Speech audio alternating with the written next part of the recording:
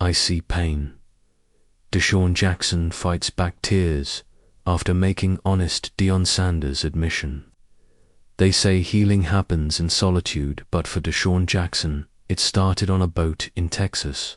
Just water, fishing rods, and a living legend named Coach Prime asking one of the realest questions ever. What do you see when you look in the eyes of those kids when you're coaching them? Deion Sanders asked. And what followed wasn't just an answer, it was a gut punch. Because Jackson, for all his NFL stardom, saw something that most folks ignore: pain, fear, brokenness, but also a flicker of hope. Deion Sanders has long carried the weight of expectations.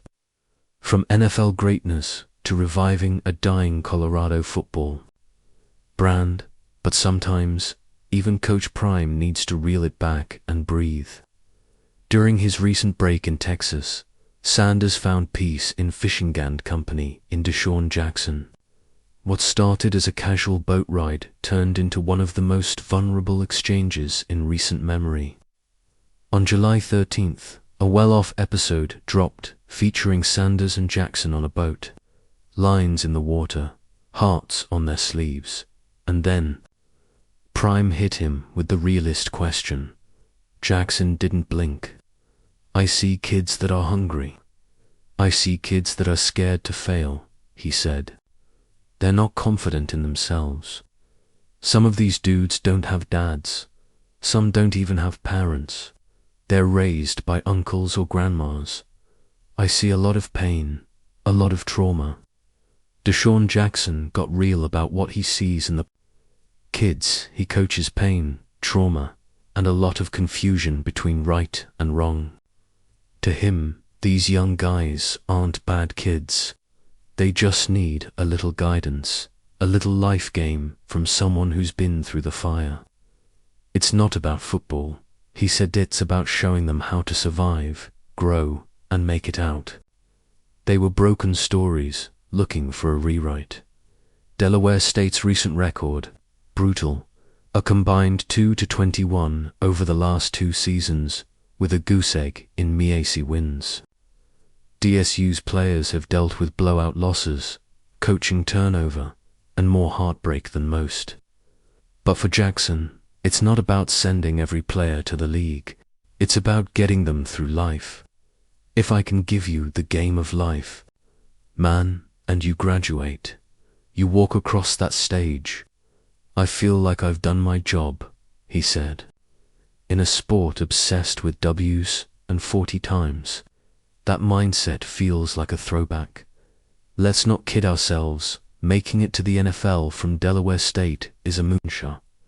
Since 1924, just around 18 Hornets have cracked the league, and only 10 have been drafted. HBCU players make up under 2% of each draft class these days. But Jackson doesn't care. He knows the odds. That's why he pours into the person, not just the player.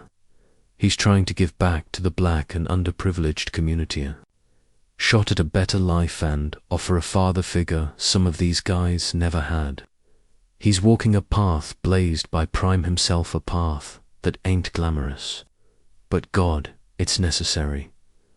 DeSean didn't need this job. He was living comfy in California, coaching Woodrow Wilson High, turning a 4-6 team into a playoff squad that dropped 411 points in a single season. The man was stacking W's and surfing sunsets, but then the Delaware State offer came. He wasn't sold. First call? Nah. Second call? Still on the fence. But that third call, that's when he rang up the OGs Andy Reid and Deion Sanders. DeSean Jackson gets real about how Deion Sanders changed his path. Deion Sanders isn't just some mentor from afar. He's been in Jackson's ear since the early days, Jackson said. It himself, Deion, was one of them, you know. Coach Reid, a few of my old coaches, and it kind of started sinking in.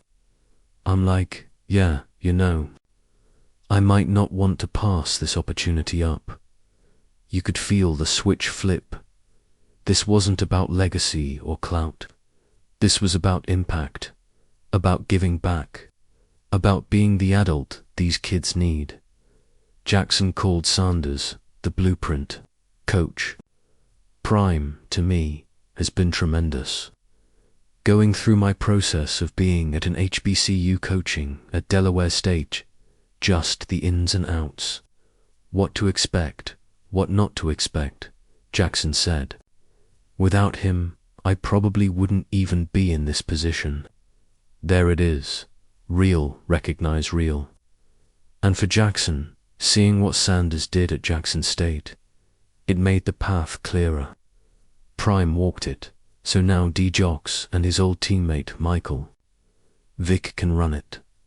Speaking of Vic, things are about to get real personal. Michael Vick is now the head coach at Norfolk State, and you better believe the DSU versus Norfolk. Matchup this season, October 30th, held at Lincoln Financial Field, no less, will be electric. That's the house where Vic and Jackson once lit it up as Eagles.